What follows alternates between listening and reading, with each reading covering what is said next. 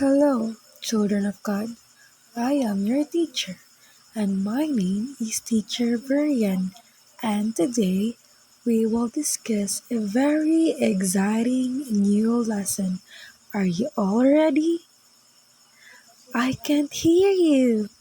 Are you all ready? Okay, very good. At ngayon, ang ating aralin ay tungkol sa mga miyembro ng pamilya.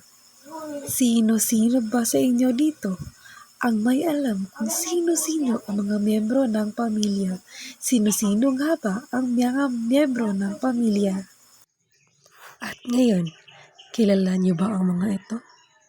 At iyan ay malalaman natin sa ating diskusyon. Ano ang pamilya? Kapag ikaw ay pinanganak, ikaw ay nagiging kasapi ng isang grupo ng mga individual na tinatawag na iyong pamilya. Ang pamilya ay binubuo ng mga taong nagmamahalan, nag-aalaga, gumagabay, at nagtutulungan sa isa't isa tulad ng nanay, tatay, kapatid, lolo at lola. Alam niyo din ba na ang bawat isa sa atin ay bahagi ng isang pamilya? Ang pamilya ang unang nagtuturo sa atin kung paano magmahal, gumalang, at tumulong sa mga tao. Ngayon ay pag-aaralan natin kung sino-sino ang bumubuo sa ating pamilya. Ito ang isang halimbawa ng isang pamilya na kung saan may inay, may tatay, may mga bunso kapatid, lolo at lola.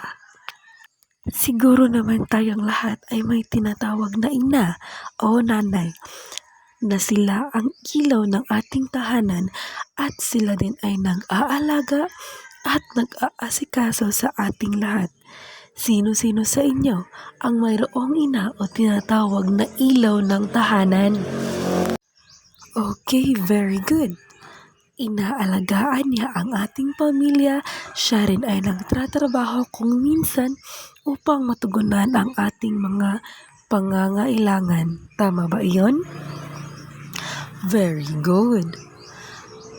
Tinatawag din natin sila na nanay, mommy, o mama.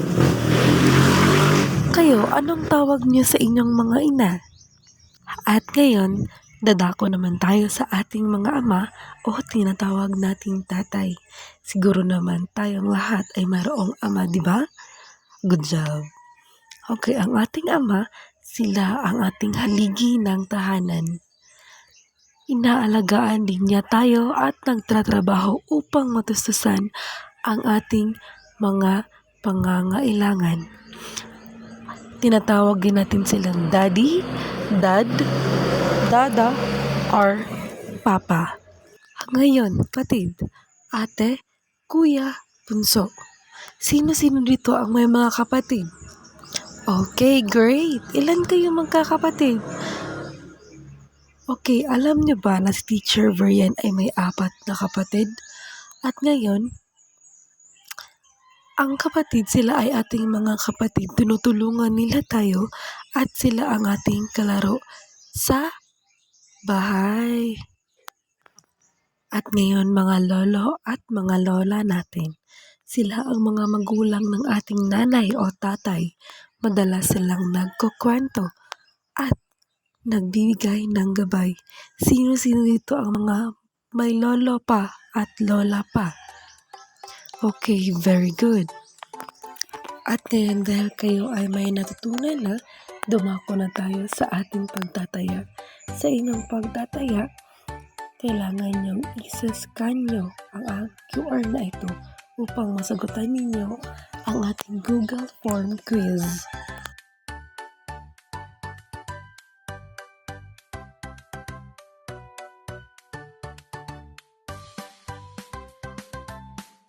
At yun lamang ang diskusyon ni Teacher Verian. Maraming salamat sa pakikinig.